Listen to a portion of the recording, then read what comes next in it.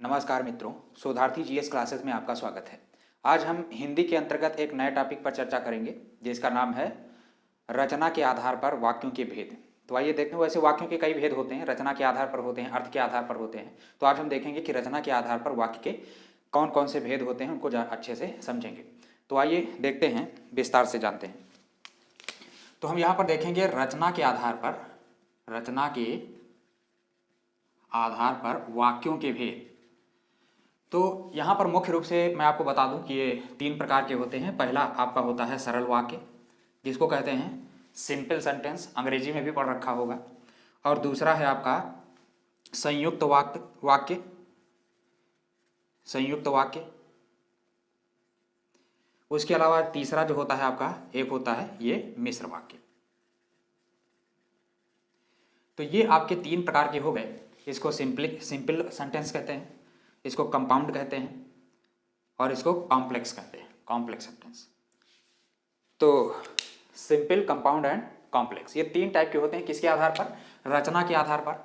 इसके अलावा एक और होते हैं अर्थ के आधार पर, तो वो हम अलग देखेंगे, अलग वीडियो में देखेंगे। तो आइए देखो, सबसे पहले आसान सा तरीका है, कुछ भी नहीं है, अलग अलग किताबों में आपको लंबा सा मिल जाएगा, लेकिन आप एक तरीके से पढ़ोगे तो आसानी रहेगी, क्योंकि बहुत कुछ पढ़ने के लिए है, हर सब्जेक्ट में भी पढ़ना है। तो एक प्रकार से हमको एक कम समय में ज़्यादा आउटपुट चाहिए। तो उसके लिए आइए देखते हैं करना क्या है। सरल वाक्य में क्या है, एक ही वाक्य होगा। क्या होगा? एक ही वाक्य होगा, यानी एक कर्ता और एक क्रिया होगी। ठीक है, तो एक ही वाक्य होगा। और दूसरे संयुक्त वाक्य और मिश्र वाक्य, इन दोनों को समझिए। जैसे यहाँ पर इसका एक उदाहरण देता हूँ, जैसे राम खाना खाता है। तो यहाँ पर अब देखिए, एक सिंपल साधारण सा वाक्य हो गया और एक ही वाक्य है। और यहाँ पर इन दोनों में अगर हम देखें तो संयुक्त वाक्य और मिश्र वाक्य, इसमें एक बेसिक सा अंतर है या पहचान है। यूँ हम जान सकते हैं कि ये जो वाक्य होंगे, इसमें दो या दो से अधिक वाक्य होंगे, जिसमें से एक मुख्य वाक्य होगा और एक सहायक वाक्य होगा, यानी दो वाक्य आपस में जुड़े हुए होंगे। और जब जुड़े हुए हैं तो सीधी सी बात, किसी ना किसी चीज़ से जुड़े होंगे। यहाँ तो वाक्य की बात हो रही है, अगर किसी अन्य चीज़ की बात जुड़ने की हो, जैसे मान लीजिए कि अगर ये जो पेन है इससे जुड़ा हुआ है, तो किस चीज़ से जुड़ा हुआ है? कुछ तो है इसको जो जोड़ रहा है। हर चीज़ जो किसी ना किसी से जुड़ी है, जैसे मान लीजिए ये बोर्ड लगा हुआ है, ये दीवार से जुड़ा हुआ है, तो जोड़ने वाला कोई ना कोई होगा। जैसे जो कीला वगैरह लगाते हैं, वो क्या हो जाएगा? जो जोड़ने का काम करता है उसको कहते हैं संयोजक। ठीक है, या दीवार पर आप बलून लगाते हैं, ठीक है, या कैलेंडर लगाते हैं, कुछ भी लगाते हैं। या मान लीजिए कि अगर एक बाइक है, बाइक में जो पहिया लगी है वो शेष पार्ट से जुड़ी हुई है, तो कोई ना कोई उसको जोड़ रहा है। तो जहाँ पर जोड़ की बात आए तो सीधी सी बात है, कोई ना कोई उसको जोड़ रहा होगा, कोई ना कोई चीज़ उसको जोड़ रही होगी। तो ठीक उसी तरह से संयुक्त वाक्य और मिश्र वाक्य में है, इसमें एक से अधिक वाक्य होंगे, और जब अधिक वाक्य होंगे तो वो किसी ना किसी से जुड़े होंगे, क्योंकि एक साथ लिखे हुए होंगे ना।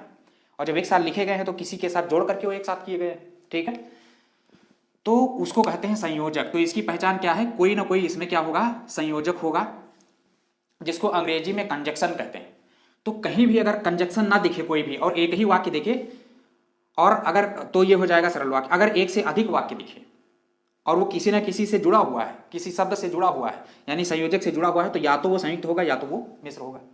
इसका मतलब ये हुआ कि सरल वाक्य में कोई दिक्कत नहीं पहचानने में, दिक्कत इन दोनों में है। तो क्यों ना ऐसा किया जाए कि हम तीनों की क्यों पढ़े, क्योंकि इसको हमने पता है इसकी कोई कंजक्शन ही नहीं होता है, एक ही वाक्य होता है, कोई कंजक्शन नहीं। तो हम यहाँ पर लिख दे रहे हैं कोई कंजक्शन नहीं या कोई संयोजक का प्रयोग नहीं होता है। ये सीधी सी बात है, एक तो ये पहचान। इन दोनों की बात करते हैं, इसमें संयोजक प्रयोग होगा। तो ये दो ही है, तो क्यों ना एक का पढ़ लिया जाए, बाकी छोड़ दिया जाए, इसमें कोई कंजक्शन है नहीं, इन दोनों में ही कंजक्शन है। तो एक का अगर पढ़ लोगे, सारे के सारे एक ही पढ़ लोगे, अगर, और तीसरे के तो अपने आप हो जाएंगे अगर कोई नया कंजक्शन मिलता है। तो आइए देख लेते हैं, कुछ इसी तरह से करते हैं और उसको उदाहरण के माध्यम से समझते हैं। तो आइए देखते हैं। तो आइए यहाँ पर देख लेते हैं कुछ संयुक्त वाक्य के उदाहरण। तो आइए देखते हैं और कुछ पहचान देख लेते हैं। सबसे पहली पहचान जो आप देखेंगे यहाँ पर, तो आपका मिलेगा सबसे पहली पहचान में लेकिन, किंतु, परंतु, पर। यानी अगर कोई दो वाक्य किससे जुड़े हुए हों, लेकिन से, किंतु से, परंतु से या पर से, एक ही बात है ये। ठीक है, या फिर दूसरा अथवा या वा, इसलिए, अतः, तो, फिर भी, वरना, नहीं तो, और, एवं, तथा, इनसे जुड़े हुए दिखाई दें तो वो क्या होंगे? संयुक्त वाक्य होंगे। अब आपको देखो, सरल वाक्य में तो कुछ पढ़ना नहीं, क्योंकि उसमें कोई कंजक्शन होता नहीं, क्योंकि एक ही वाक्य होता है, वो किसी दो वाक्य होते नहीं, तो वो जोड़ने के लिए कंजक्शन होता नहीं, तो वैसे ही पहचान जाएंगे। दिक्कत आती है संयुक्त वाक्य और मिश्र वाक्य में। तो संयुक्त और मिश्र वाक्य ही पहचानना है, क्योंकि इन्हीं दोनों में कंजक्शन होते हैं। जिसमें कंजक्शन हो ही ना तो संयुक्त वाक्य हो जाएगा, और जिसमें कंजक्शन हो तो या तो संयुक्त वाक्य होगा या तो मिश्र वाक्य होगा। तो एक के कंजक्शन हम याद कर लें, तीसरे वो जो दूसरा है आपका मिश्र वाक्य उसको छोड़ दें तो पता चल जाएगा। तो आइए देखते हैं, अगर इनमें से हमने सारे लगभग लिख दिए हैं, अपवाद स्वरूप एक आध छूट गए होंगे तो अलग बात है, लेकिन इन्हीं से ही काम चल जाएगा। ज्यादातर अभी तक जो परीक्षा में आया है तो इन्हीं में से ही आया है। तो अगर इनमें से कोई कंजक्शन आता है किसी वाक्य में तो समझ लीजिए कि ये संयुक्त वाक्य है। अगर इसके अलावा कोई आ जाए कंजक्शन और दो वाक्य दिखें तभी, ठीक है, दो वाक्य दिखें और उसमें इनके अलावा कोई कंजक्शन आ जाए तो समझ लीजिए कि वो क्या होगा, मिश्र वाक्य होगा। बिना झिझक के लगा दीजिए, कोई दिक्कत नहीं। बस अब देखो, अब आप सोच रहे होंगे कि ये इतना सारा हो गया, बहुत है, याद कैसे करें? तो देखो, एक आसान सा तरीका है, एंड आर नार सो बट, ऐसे याद रखिए। अंग्रेजी में देखो, इनका मतलब क्या हुआ, ये इसका मतलब अंग्रेजी में बट, BUT बट, इन सबका मतलब बट ही है। लेकिन किंतु परंतु पर, इसको अंग्रेजी में बट ही कहते हैं। लेकिन कहो तो भी बट आएगा, किंतु कहो तो भी बट आएगा, परंतु कहो तभी बट आएगा, पर कहो तभी बट आएगा, ठीक है। तो लेकिन किंतु परंतु बट एक आ गया। उसके बाद जो है अथवा या वा, उसके लिए और प्रयोग करते हैं, ओ और। तो हमने बताया 3-4 चीजें याद रखो, एंड आर नार सो बट, एंड आर नार सो बट, 5 चीजें याद रखिए तो समझ लीजिए संयुक्त वाक्य हो गया। एंड का मतलब भी आपको पता है, इनका मतलब, इन तीनों का मतलब एंड होता है। क्या होता है? इन तीनों का मतलब एंड होता है। एंड का मतलब और, एवं, तथा, एक ही बात है, ठीक है। अब देखो कितना आसान हो गया। इसलिए अब यहां पर लिखा है, देखो, इसलिए, अतः, तो, इनके लिए अंग्रेजी में एक शब्द प्रयोग होता है सो। क्या प्रयोग होता है? सो। तो एंड आर नार सो बट याद रखिए मेरा फार्मूला, सो का मतलब इसलिए, सो का मतलब अतः, सो का मतलब तो, ठीक है। तो इसलिए जो है ये हो गया एंड आर बट सो। एक और बचा नार। यहां पर देखो, नार का मतलब होता है ना तो या नहीं तो। देखो कितने हो गए, एंड आर नार सो बट, इतने याद रखिए। नार का मतलब होता है नहीं तो, है ना, या इसकी जगह पर लिख दिया जाए नहीं तो या ना तो आ जाए, नहीं तो आ जाए, या अन्यथा आ जाए, अन्यथा पछताओगे या नहीं तो पछताओगे। मेहनत कर लो वरना पछताओगे, मेहनत कर लो नहीं तो पछताओगे, मेहनत कर लो अन्यथा फेल हो जाओगे, ठीक है। तो इस तरह से आ जाए, अन्यथा, वरना, नहीं तो, ठीक है। उसने मेहनत की फिर भी फेल हो गया, ठीक है। तो ये सारी चीजें हैं, बस 60 में याद रखिए, मैं यहां पर लिखे दे रहा हूं एक साथ। क्या याद रखना है? एंड आर नार सो बट, ठीक है। आ जाए तो क्या है, संयुक्त वाक्य। देखो कुछ उदाहरण देख लेते हैं। इतनी मेहनत की फिर भी वह असफल हो गया। देखो क्या गया, फिर भी। यहां पर दो वाक्य हैं, इतनी मेहनत की और दूसरा है वह असफल हो गया। इन दोनों वाक्यों को जोड़ने का काम कर रहा है फिर भी, ठीक है। तो यहां पर देखिए क्या हो जाएगा, संयुक्त वाक्य। अगला है, मेहनत करो वरना फेल हो जाओगे। वरना आ गया, देखो, मेहनत करो एक वाक्य हो गया और फेल हो जाओगे दूसरा वाक्य हो गया। सरल वाक्य में दो वाक्य होंगे ही नहीं, एक ही वाक्य होगा, ठीक है, और कोई कंजक्शन नहीं होगा। उसको तो ध्यान ही मत दो, सरल वाक्य तो पहचान जाओगे। संयुक्त वाक्य में हमने बताया एंड आर नार सो बट याद रखो, और मिश्र वाक्य के पढ़ो ही ना, क्योंकि एंड आर नार सो बट के अलावा अगर जो आ जाए, जैसे कि आ जाए, जैसा कि आ जाए, यद्यपि आ जाए, तथापि आ जाए, अगर आ जाए, यदि आ जाए, यदि उसने मेहनत की होती तो वह पास हो जाता।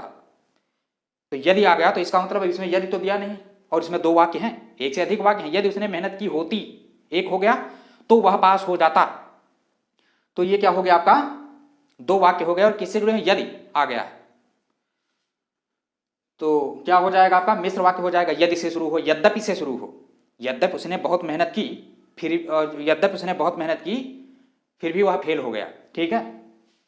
तो यहां पर फिर भी आ जाएगा। अब देखो, वैसे तो देखा जाए तो 3 प्रकार के वाक्य होते हैं, लेकिन सरल वाक्य, संयुक्त वाक्य और मिश्र वाक्य। इसके अलावा भी सरल और संयुक्त को मिला करके जो वाक्य बनते हैं वो एक चौथा प्रकार का वाक्य हो जाता है, ठीक है। तो इतना याद रखिए, यद्यपि आ जाए, तथापि आ जाए, यो जैसो कंजक्शन अगर आ जाते हैं, ठीक है, अगर आ जाए, यदि आ जाए, कि आ जाए, ठीक है। मैं जैसे चला ही था कि बारिश होने लगी, की से जुड़ा हुआ है, तो इसमें कहीं पर की दिख रहा है, नहीं दिख रहा है। यद्यपि वह बहुत ईमानदार है, तथापि वह बहुत मेहनती है। तो यद्यपि तथापि, अगर उसने मेहनत की होती, ठीक, तो इसमें देखिए यहां पर कोई मेल नहीं खा रहा, इसका मतलब वो क्या होगा, मिश्र वाक्य होगा, आसानी से पहचान जाएंगे। खैर चलो आगे देख लेते हैं। उसने खाना, हाँ, मेहनत करो वरना फेल हो जाओगे, वरना से जुड़ा हुआ है। दो वाक्य हैं, जुड़े भी हैं, संयुक्त वाक्य हैं, यहां पर आप देख सकते हैं, ये पहचान है। वरना या नहीं तो मतलब नॉट। उसने खाना खाया परंतु दवा नहीं खाई, यहां पर आ गया परंतु, बट आ गया यहां पर देखिए। उसके बाद मैं बिस्तर पर लेटा और नींद आ गई, मैं बिस्तर पर लेटा और नींद आ गई, यहां पर देखो और लगा हुआ है, एंड आ गया, एंड और आ जाए, एवं आ जाए, तथा आ जाए, तो क्या होगा यहां पर संयुक्त वाक्य हो जाएगा। अगला देखिए, उसने पढ़ाई नहीं की इसलिए वह फेल हो गया, यहां पर क्या आ गया इसलिए, इसलिए ये जो है दो वाक्यों को जोड़ रहा है। उसने पढ़ाई नहीं की, एक तो ये हो गया, वह फेल हो गया, इन दोनों को जोड़ने का काम इसलिए कर रहा है, मतलब सो आ गया, ठीक। अगला है या तो खेलो या पढ़ो, ठीक है। तो आर का मतलब होता है या, आर का मतलब क्या होता है, या आ जाए, अथवा आ जाए, या वह आ जाए। पढ़ो अथवा खेलो, ठीक है, या तो पढ़ो, या तो पढ़ो कह लो, या फिर अथवा कह लो, या की जगह पर अथवा भी कर दो, एक ही बात है, या हुआ कह दो, या तो खेलो या पढ़ो, ठीक है। तो या आ जाए या फिर या तो आ जाए, ठीक है। तो समझ लीजिए क्या है, ये संयुक्त वाक्य है। तो 60 में आपको याद रखना है and are not so but.